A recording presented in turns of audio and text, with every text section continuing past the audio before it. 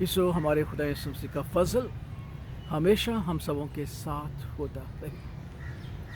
इसो शायद हम सबों ने कभी इस बात पर गौर नहीं किया, अगरचे बखूबी हम इस बात को जानते भी हैं, मानते भी हैं, तो अभी हमने इस बात पर कभी तवज्जो नहीं की कि हमारी तौबा और हमारे ईमान का बहुत गहरा ताल्लुक है।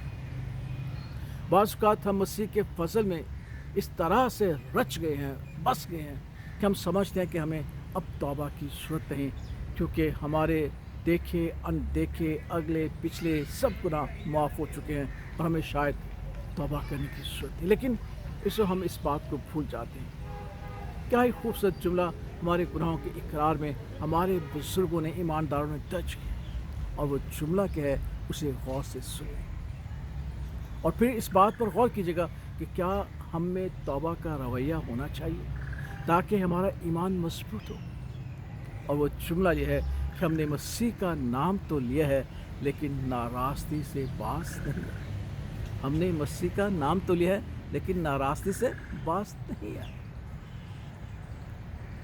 नाराज़गी के मद्दे मुकाबल रास्तबाजी है, और रास्तबाजी से मुराद है कि हम अपने खुदा पर ईमान रखें जिस तरह हमारे बाप इब्राहिम ने रखा। और हमारे खुदा यीशु मसीह ने भी हमसे ये कहा, जब वो ये कहता है तो अपने सारे दिल, अपनी सारी जान, अपनी सारी अक्ल और ताकत से अपने खुदा से मोहब्बत रख, जिससे मुराद यह है कि उस पर ईमान रख और अपने आप पर भरोसा न कर बल्कि अपने खुदा पर भरोसा कर। दूसरी बात यह है कि रास्तबाजी हमारी क्या है कि हम खुदावंद के लिए उठ खड़े हों, खुदावंद के लिए जोश और जज्बा रखें, उसके लिए गैरत रखें। ये हमारी रास्तबाजी है।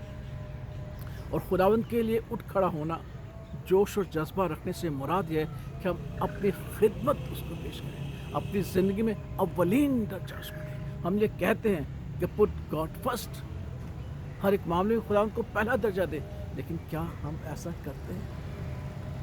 हमने मसीह का नाम तो लिया लेकिन रास्तबाजी से बाज नहीं। ना रास्ते क्या है कि हम खुदावंद के लिए उठ नहीं खड़े होते, हम खुदावंद से हकीकी तौर पर मोहब्बत नहीं करते। इसो खुदावंद के पाक कलाम में एक बात दर्ज है कि जो लालच है वो बुत परस्ती की बराबर है, और बुत परस्ती का गुनाह खुदा बर्दाश्त नहीं करता। सबसे ज़्यादा उसे हमारे इस फेल पर कराहत होती है जब हम बुत परस्ती करते हैं, चाहे वो किसी शक्ल में क्यों ना। वक्त, एक दफ़ा मैंने पहले भी कहा था कि वक्त हमारी बहुत बड़ी आजमाइश है।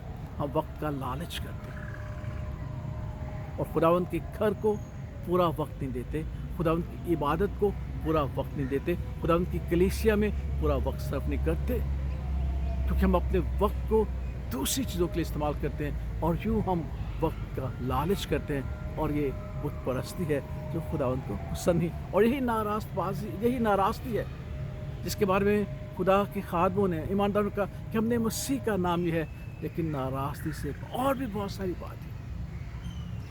एक और बात है कि हम इबादत में देर से आते हैं, कभी कभी 15-15 मिनट, कभी कभी आधा घंटा। ये भी तो नाराज़गी है ना। हम मसीह का नाम तो लेते हैं लेकिन नाराज़गी से पास नहीं आते।